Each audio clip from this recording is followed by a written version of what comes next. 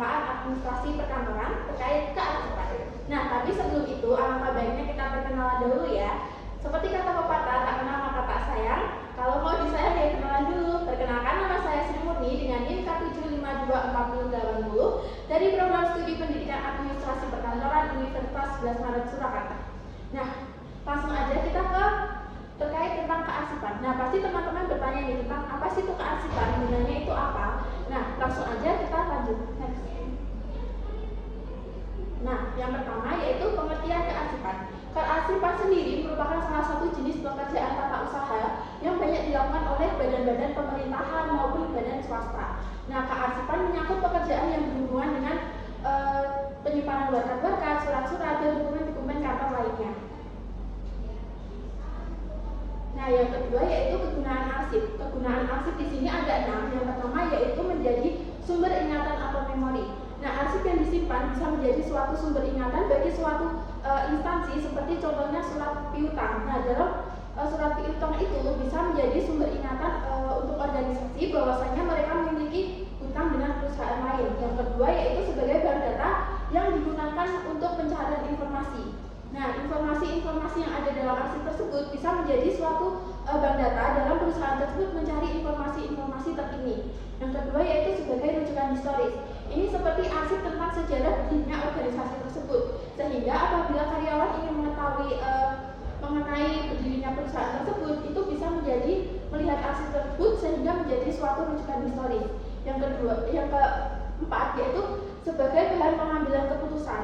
Nah, dengan adanya arsip-arsip tersebut, pihak manajer menggunakan arsip tersebut sebagai suatu sumber informasi, sehingga informasi-informasi yang didapatkan tersebut bisa menjadi bahan pengambilan keputusan nanti ke depannya. Yang kelima yaitu sebagai sumber ilmu pengetahuan. Ini sebenarnya sama dengan rujukan historis, yaitu dengan adanya arsip tersebut, karyawan atau pimpinan itu mendapatkan ilmu-ilmu baru dari arsip-arsip tersebut. Yang keenam yaitu sebagai bukti legalitas. Nah, itu bisa menjadi bahan bukti bahwasanya perusahaan atau instansi memiliki hak untuk tinggal dalam perusahaan tersebut atau memiliki hak dalam tanah tersebut.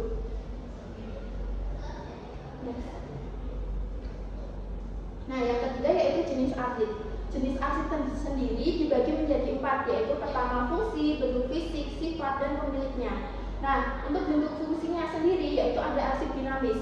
Arsip dinamis merupakan arsip yang digunakan atau dalam penyelenggaraannya itu digunakan secara terus-menerus. Nah, dalam arsip dinamis ini dibagi menjadi 3, yaitu aktif, semi-aktif, dan inaktif.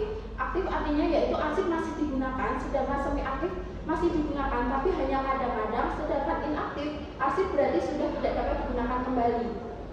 Nah, yang kedua yaitu bentuk fisiknya. Yang pertama ada bentuk lembaran, itu biasanya berbentuk seperti hard file, yaitu kita dapat menyentuhnya secara langsung seperti surat-surat maupun proposal. Yang kedua yaitu bentuk non lembaran, itu seperti bentuk soft file, yaitu surat-surat yang dikirimkan melalui email maupun drive. Yang ketiga yaitu jenis arsip berdasarkan sifatnya. Nah, sifat arsip sendiri ada yang tidak penting, biasa, penting, sangat penting, dan rahasia. Yang keempat yaitu tergantung kepemilikannya. Pemiliknya bisa dari pemerintah maupun badan-badan swasta lainnya. Nah, yang keempat yaitu peralatan dan perlengkapan kearsipan. Nah, di sini ada 6. Yang pertama yaitu map, yang kedua folder, yang ketiga lemari arsip, yang keempat filing kabinet, yang kelima yaitu box file, dan keenam rotary.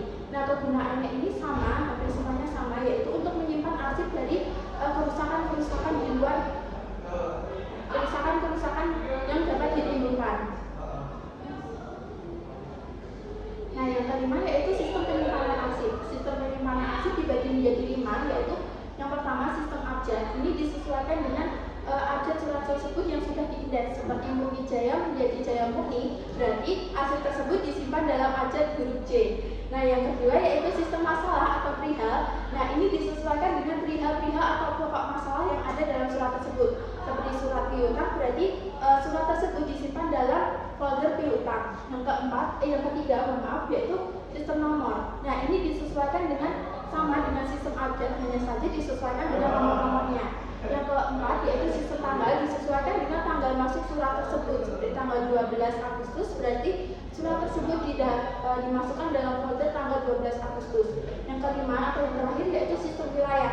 Ini berarti arsip disesuaikan dengan wilayah-wilayah seperti perusahaan Bandung, berarti arsip tersebut berada dalam folder Kota Bandung. Nah, yang keenam yaitu penemuan kembali arsip. Penemuan kembali arsip ada dua cara, yaitu secara manual dan secara mekanik.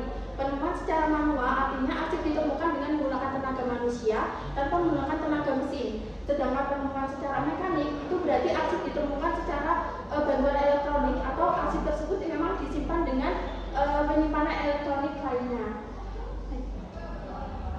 Nah, yang ketujuh yaitu pemindahan arsip. Pemindahan arsip sendiri merupakan kegiatan memindahkan arsip dari aktif kepada inaktif karena jarang sekali digunakan dalam kegiatan sehari-hari. Nah, pemindahan arsip dapat juga berarti kegiatan memindahkan arsip yang telah mencapai jangka waktu tertentu ke tempat lain sehingga film kabinet yang semula dapat dipakai dalam pelaksanaan pekerjaan sehari-hari dapat digunakan kembali. Nah, pemindahan arsip sendiri ini tujuannya itu untuk meningkatkan efisiensi kantor agar tidak mengeluarkan anggaran-anggaran baru. Nah, selanjutnya itu adanya pemindahan arsip, maka arsip harus dimusnahkan. Nah, pemusnahan arsip bisa dilakukan dengan tiga cara, yaitu pembakaran, pencacahan, dan penghancuran. Nah, adanya tiga cara ini digunakan agar arsip-arsip yang bersifat rahasia itu kerahasiaannya tetap terjaga sehingga tidak bocor ke perusahaan-perusahaan lain.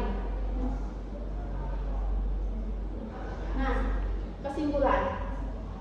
Nah, arsip adalah rekaman kegiatan atau peristiwa dalam berbagai bentuk media sesuai dengan perkembangan teknologi, informasi, dan komunikasi yang dibuat dan diterima oleh lembaga negara, pemerintah daerah, lembaga pendidik, perusahaan, organisasi politik, organisasi kemasyarakatan, dan perseorangan dalam pelaksanaan kehidupan bermasyarakat, bernegara, dan berbangsa.